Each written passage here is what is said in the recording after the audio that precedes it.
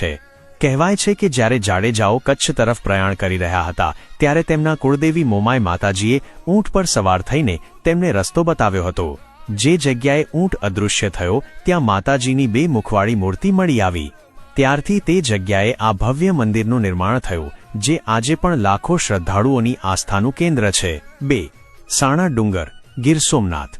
ઉના તાલુકાના વાંકિયા ગામ પાસે આવેલો સાણા ડુંગર એક ઐતિહાસિક અને પૌરાણિક સ્થળ છે। અહીં મોમાઈ માતાજીનું મંદિર ડુંગરની ટોચ પર આવેલું છે। લોકવાયકા અનુસાર મહાભારત કાળમાં મહાબળશાળી ભીમે માત્ર એક જ રાતમાં આખો ડુંગર કોતરીને અંદર અનેક ગુફાઓ બનાવી હતી। આ ગુફાઓમાં રહેઠાણ, પાણીના કુંડ અને અન્ય રચનાઓ આજે પણ જોવા મળે છે। 3. મોમાઈ મંદિર, ચાડવા, કચ્છ।